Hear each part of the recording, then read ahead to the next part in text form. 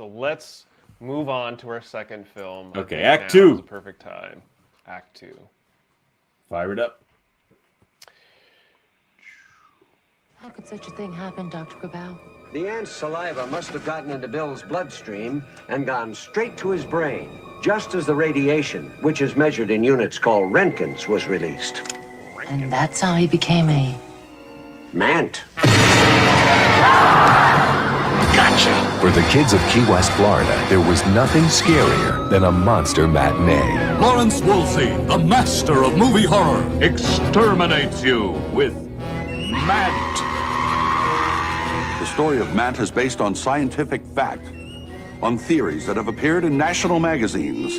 But in the fall of 1962, a series of offensive missile sites is now in preparation on the island of Cuba. they got the biggest scare of all. They're gonna bomb us? The country is on red alert. And what a perfect time to open a new horror movie. That'd be the best show to take a girl to. The whole world's gonna blow up anyway, so we should just do whatever we want. You know, last guy showing out was in reform school. He did teach me a lot. What about? About my body. Think if the bomb were about to fall, she'd do it with me. Wait till you see the feelers on this thing. 1, 2, 3, 4. Some of it's stage lighting, some of it's magic show stuff. But the big studios, none of them have anything like it. You never, ever turn one above 6. This is it! From Joe Dante, director of Gremlins. You see what he's putting back? The showmanship. The bombs are falling! You think this is some kind of picnic for me? I'm still concerned about that bomb thing. Little question of taste. No, but your younger patrons, you could have some seat wetness. John Goodman, I love this business. matinee. Man, I've seen this twice. Yeah. So I loved this movie as a kid. Still do. This is a great movie. It's Joe Dante is all hell. If you like Gremlins, I don't know how you don't like this movie. And Gremlins is one of the best movies ever. And you know what? This movie's fantastic. I agree. I actually enjoyed the fuck out of this film. It was a lot better than Tingler, and I was like, yeah. Had you seen it before? No, I. Well, you're welcome. This movie's amazing. To be fair, I haven't watched this movie from beginning to end previously. I do kind of remember it being a thing briefly. Like, I remember some advertising or a commercial for it here or there. Like, I remember the poster specifically. This one. But yeah, I that's the one. Yeah, I specifically remember the poster, but I probably more specifically, I remember the VHS case. But I never actually never watched it. Same image. Yeah. I never actually watched it until now, and it's fucking. It was pretty good. This was a good, entertaining movie from beginning to end, and was just the right amount of cheese. Like it was really Joe good. Dante. I enjoyed this one. Yeah, like what's nothing to go wrong there. John Goodman kills it. He's so good in this film. He always kills it. But like this is like Joe Dante, John Goodman. This is gold. Yeah, it's like this is John Goodman in his prime too. Oh like, yeah, prime John Goodman, like so good. Yeah. And, fresh like, off of the set of Roseanne. Yeah, for real. Even probably just did the Flintstones a week prior. Like, he was. That wasn't prime John Goodman. Well, I mean, that's one of his more. I mean, he did his best, but yeah. Yeah. But like there were moments I'm watching this and I was like, it's Fred, like just like the way he like did something there. I was like, it's Fred. But yeah, no, I enjoyed his performance in the movie. I'm glad he didn't turn out to be a total shyster, and he was like, he just wanted to be a showman and bring the showmanship back to the theater. And that's what William Castle was doing in the Tingler, because that's who John Goodman is playing. They call him Frank Woolsey, I think, something Woolsey. They called him, John Goodman's character was Lawrence Woolsey. Lawrence Woolsey, right? Yeah. And he's playing William Castle, like that scene we saw earlier of William Castle. Like there's John Goodman doing it during his movie Mant, But he does it to a better degree. Like his well, because he's more John Goodman, man. He's William Castle's not John Goodman. I mean, No, for sure, but like they'd been better off it's just- having Vincent Price do that because he's got more personality. But let me just To be fair, if they had Vincent Price introduce, Hello, If I'm they- Lawrence Woolsey. The feeling at this atomic test site is an anxious one. But then, you're about to see for yourselves what I mean. My terrifying new process, Atomovision, puts you, the audience, at ground zero. Not a safe place to be. But today, there is no safe place to be.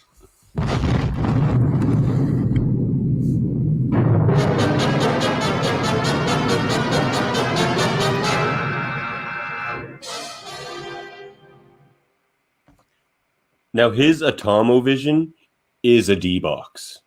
It's 100% a Yes. D-box. It vibrates Yes. and it moves. So yes, freaking his Joe was Dante 100% invented D-box in 1993. They should Yeah, that pay. would be a fair statement. Yeah. Mute your phone. I don't know how to do that. Oh wait, yes What? I do.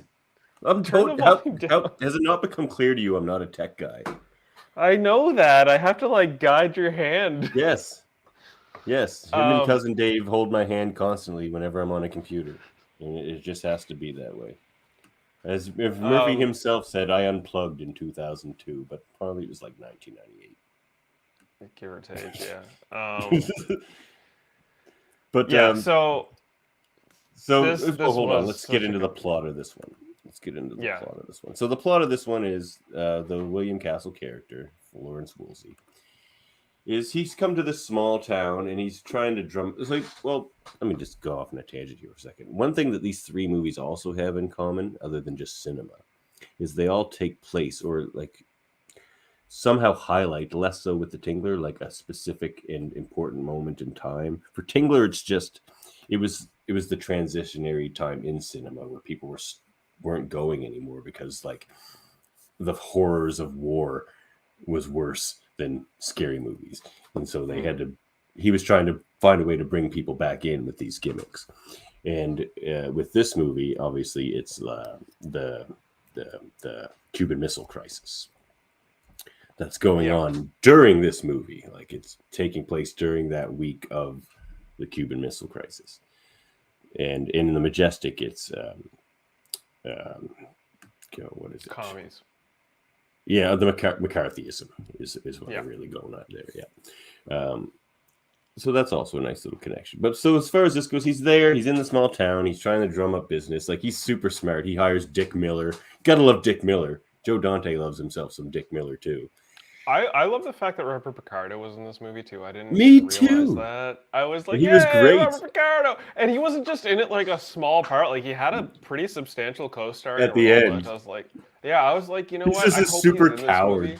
Like, Yeah, he's so good. He's he's a straight collared, like, this is my movie business. Let's do this thing. Oh God, things I are have gonna a bomb explode. shelter in the basement. Yeah, Because a bomb everybody shelter did. that was poorly made. Yeah, because he bought it and he totally got ripped off. That's a funny gag later. This movie is hilarious. Dude, the line where he's just like, I'm in the wrong business.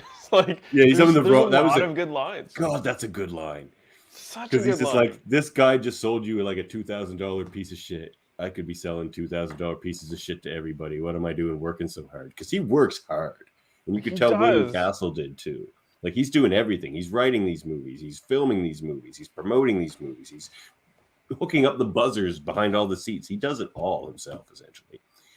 And, you know, it's got, this movie has, so the plot. Let me get back to the plot. So this movie's called Mant. Well, hold on. I have a funny clip. Mant.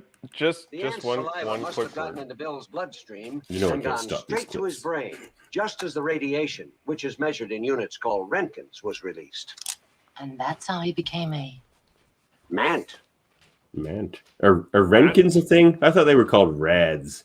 But one more. Rads, yeah, they should Still Bill. they should be called Still my Rads. Bill. Of still course Bill. he is. It's what's inside a person that counts. Yeah, Doc? Well, you know what's inside me? Formic acid. When you have formic acid instead of blood, you feel like a volcano or a bomb. You want to pick something up that's twice your size and run up and down a hill with it all day long. Anyway, That Mant shit is hilarious. really funny. Like, apparently you can watch the whole Mant short film on YouTube, which I was tempted to do. Like, it's from like 15 to... minutes. Yeah. Yeah. That movie is better than the Tingler. No, the it's short trying to Mant be film, the Tingler, but like it's no, and spoofing I the know, Tingler. and it It's does it in a spoofing better everyone. way than the Tingler does. Because it goes its thing. full spoof. It goes all in on the Yeah. spoof.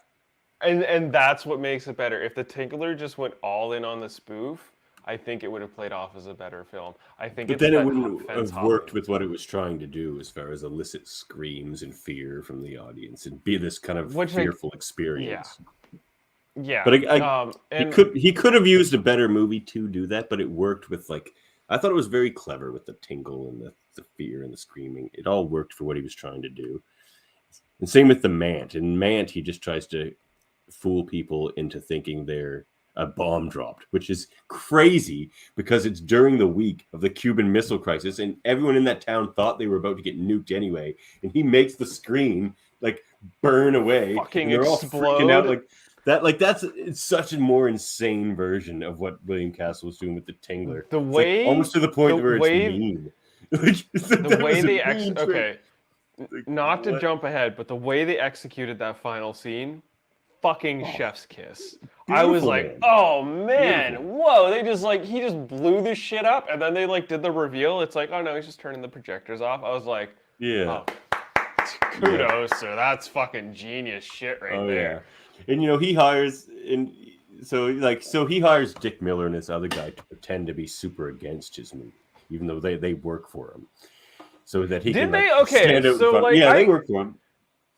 Did they? Because like I was a little confused by that. Like I assumed, okay, this is the snake oil salesman. They're setting them up to be the whole shabacle.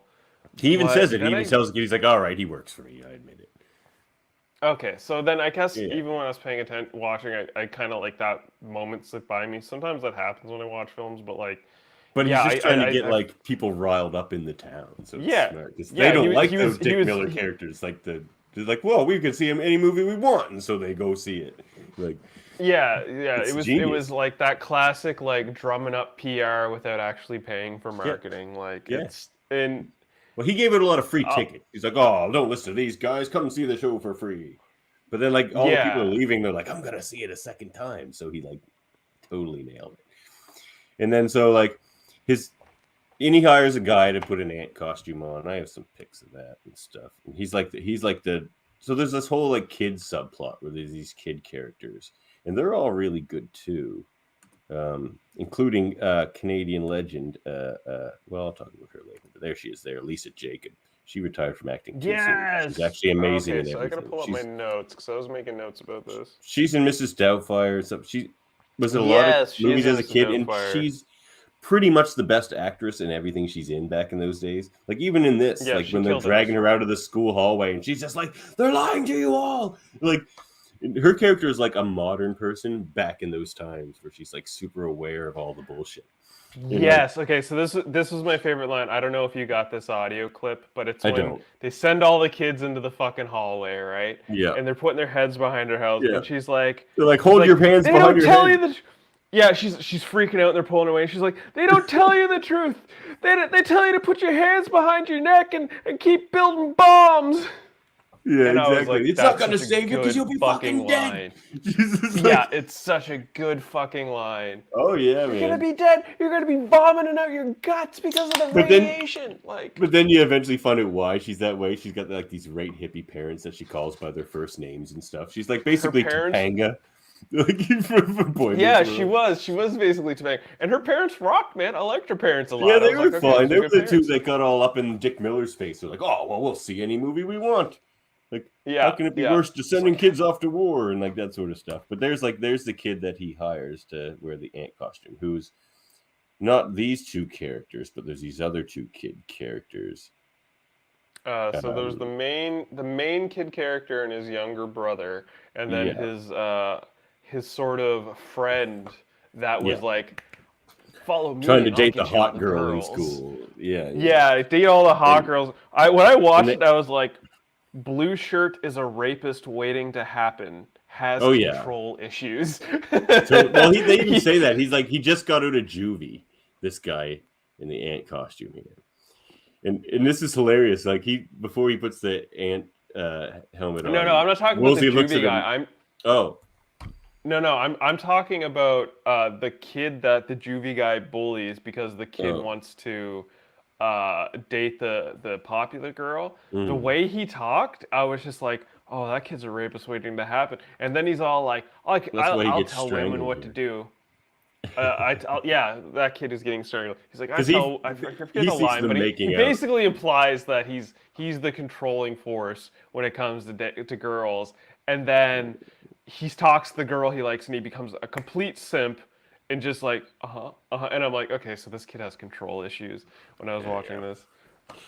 But so he's hitting on this girl. She used to date the juvie guy. Woolsey hires the juvie guy to So like we're a bit farther in the plot than I wanted to talk about. There was a moment when the blue shirt kid, I forget his name, he sees his dream girl, and she's on the ladder, and she just like does the slow, pretty, like atypical the slow girl pretty turn, and I don't know what it was, but it was poorly executed. There's so many like the light, there's so much extra lighting. Her hair was blowing when it probably shouldn't. There's so many. It was just so bad. It was such a. Well, it was like it was a joke. It's like when like Garth's dream woman turns around in Wayne's World, and all of a sudden they're inside, but there's wind everywhere, and she's like, But before Wayne, it was supposed to be that, but it wasn't like glamorous in any way. It was just very like soft. It was. I don't know. They could have done better. So I love this line though, where like, because the juvie kid, he's just like, he's like, you're not a bad looking kid. Did you ever do any acting? He's just like, how would you do that? And Woolsey's just like, never mind. The juvie kid's a friggin' idiot. But anyway, it's a bit of a surprising turn, really, because he goes full villain. Basically, the juvie kid, and he ends up like taking Woolsey's actress girlfriend, who like acts in all those movies. Kathy Moriarty, by the way, I love her. She was in a ton of stuff back in the day, and she has that like great smoky, raspy voice. As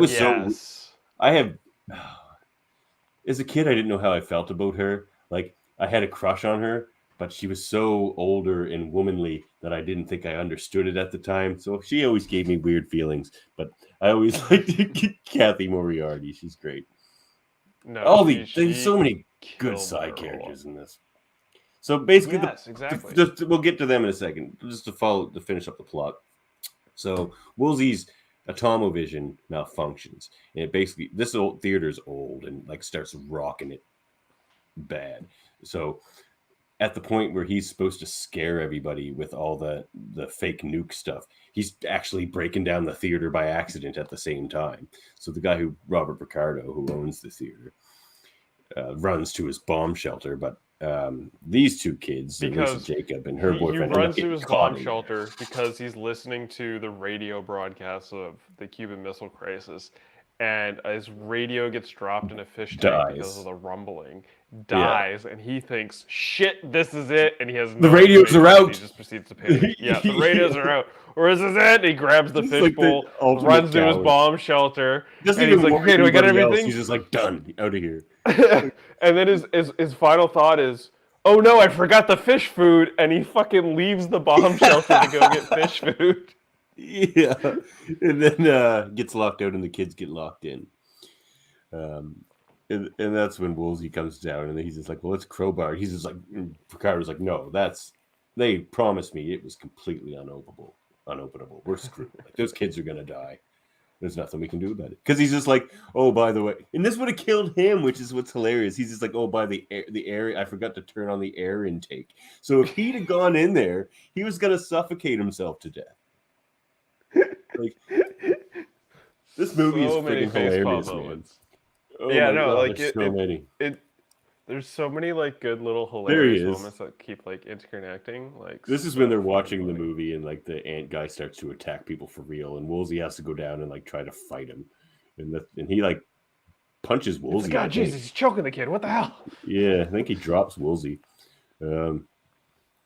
But yeah, so that's basically the plot of the movie. And then, everyone comes out and it's like, they're all like, that was the best movie experience I've ever had. Like, but that's paying a bit of homage to what William Castle used to do and stuff. He was trying to give people an experience and they got it. And, but that being said, Matinee is way better. So let's just take ourselves to the setting aesthetic. We'll go there next. It's in Florida. I feel like we've jumped things, but I don't know. So setting aesthetic. Yeah, no, I thought it was great. Like, it was like visually, it was shot incredibly well. I love the fact that all of the sets were practical, and I don't know if you really like noticed, but all of the sets were built, built on lots. Now, it goes into my theory of why I love old movies more too. I'm all about the practical. There's some scenes in the Majestic that bother me because they aren't practical, and we'll get to that. But I know which one you're talking about. Oh, yeah, I'm sure you do. Oh, it was so bad. Like, that's the greenest green screen I've ever seen. But I just missed those, and they didn't have to. Like, there were certain choices, and like they do that now with movies all the time. It's easier to do CGI than go to actual locations and things like that. Well, and, it's easier to the do reliance on CGI CGI build also a home. plays against me, in movies. I mean, like, like, greatest example of interior decoration is Home Alone. The entire house of Home Alone Perfect movie, basically. is an interior. All the interiors are nothing but sets. The basement was a set that they built in a pool, right? Wow. So that they could flood it. Oh, right. So they had all the water and shit. So they built the set within a pool, right? And Tom Savini just used real sheep guts. Yeah, right. And they stink. So like all those interiors are practical as fuck that they built from scratch. That takes so much money to do. Yeah. The cost of lumber is through the roof these days, so you're just not going to see. But you know what? CGI costs a shit ton too. Like, you see movies and like half their budget's the CGI, and it doesn't look like that should have been half their budget. Well, I mean, like, look at Transformers. Like, all realistically, half their budget is marketing. Well, I'm talking about the pre-marketing budget. Yeah, half of the pre-marketing budget. Yeah, I would even argue that half their pre-marketing budget doesn't even go to the CGI. I would say more like a third. Maybe.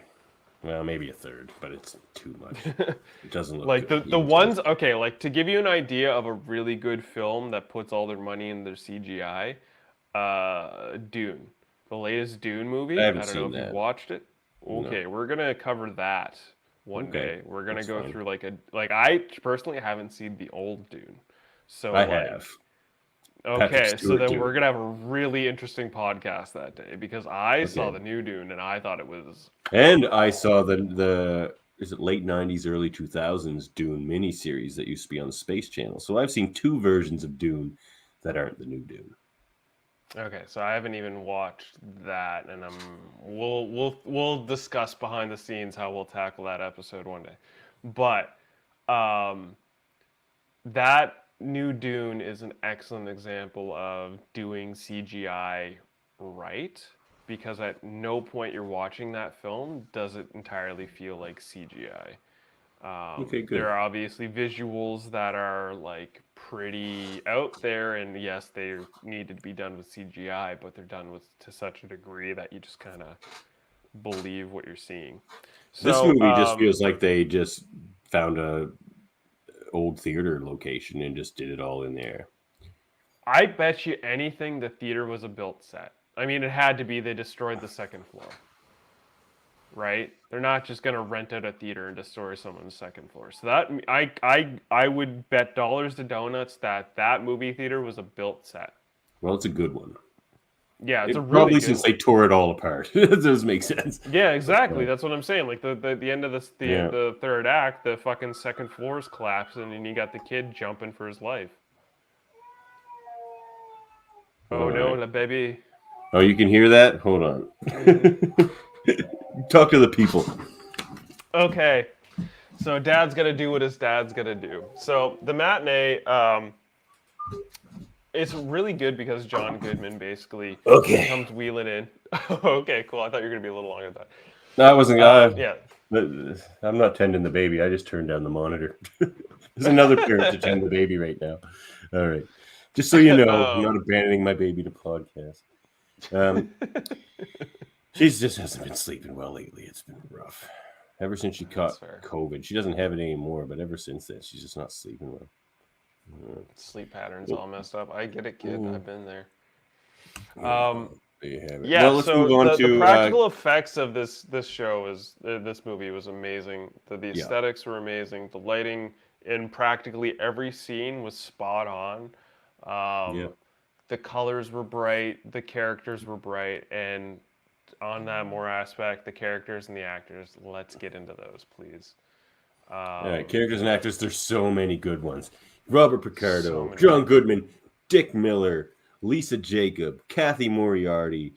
They're all amazing. The kid actors were all good. I mean, not just Lisa Jacob. The other ones were pretty good as well.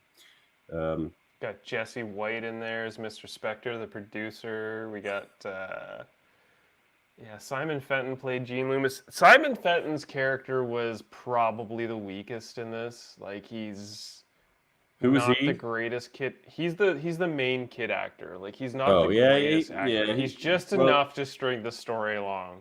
The problem was every character around him was far better than he was. That was the problem. He had to share most of his scenes with John Goodman or Lisa Jacob, and he wasn't on either of their level. No, no, by any means. So here's we'll come back to the overall thing. But which performance would you hold up above all the others in this movie? I would have to give it to John Goodman. I mean, he's the king of the show, hands down. He really gives you all the feelings throughout the film. He's great. He's so friggin' witty in this. Yeah, it's gotta be John Goodman accented with Kathy Moriarty. Lisa Jacob. Oh, Kathy Moriarty. Yeah. Yeah, like Kathy Moriarty being the straight man to John Goodman's like dreamerism. The it was good. Motherfucker, I'm the one with all the money. You're over here swindling people. Like that kind of dichotomy between them. It was great. It was fun to watch. I liked every moment those two had to shared screen together, and Robert Picardo, he really killed it as like the house manager. Like he theater owner, anything that guy does. Theater owner, yeah. Anything Robert Picardo does, he always gives it his all, and it's just like good entertainment right there. Absolutely. So those are definitely my top three, and then I'm gonna hold up Lisa Jacob, and one thing because she's amazing in this. Yes. She doesn't get as much time as the others. But she was my if anyone's due for a comeback in acting, she's a writer now. Apparently, lives in your town there in Toronto, I think. But really, if anyone wanted to make a cut, she's a Canadian actress. Yeah, she was in a lot of these American movies, but she's a Canadian actress. I wouldn't hate to see Lisa Jacob back on screen. I'm sure she has reasons not to be on. I'm sure she does. Yeah, I mean, a lot of people were rubbed the wrong way as child actors, you know. Yeah. She killed it as Sandra. Her playing as Sandra was really good. She made every line she said believable. You could tell that she was that Topanga-like kid that grew up with, you know, the very liberal parents, you know. Yeah, very like politically active parents and that sort of stuff. Yeah, so the performances were amazing. Like I related to. Yeah. Is there anything else we want to say about this movie? We've been gushing about it. We could probably go on forever because there's so much fun. Yeah, stuff. I mean, I don't think there's much to say. I mean, realistically, the film it had a lot of heart. It had a lot of color. It set up a very entertaining premise and the showmanship of what it means to go to the movies. There was a speech by John Goodman in this film. We probably didn't have time to get the audio, but it was basically him talking about people coming to the movie theater to be entertained, to get away from their problems, to not think about bombs and all that nonsense that's going on. Then he makes them think about bombs. Yeah, I know. And then he takes them to the movie to think about fucking ant-filled bombs and shit like that, to the point where he's like, oh shit, I need to end this movie. And he blows up the screen with all of his projectors and all of his setup gimmickry to a really entertaining degree. And it just had a really fun third act. And it was a solid film. I would 100% say that this movie's rewatchable. And I can say that because I've seen it 12 times and I still love it. Yeah, you clearly have like pure bias on it, and it's well suited bias. Like this movie, to this day, holds up. It's entertaining. It sets its time frame up. The set pieces are gorgeous. Everything about it practically is just wonderfully done. It's a classic Joe Dante. You put it up there with Gremlins. It is. Yeah, 100%. Yep. Great All right, film. we agree. See, we agree on stuff. We agree. That happens. Right. It happens. So there, that was, we both answered the question there. Of course, we both think that one holds up. So I guess that brings us to Act 3 of our podcast.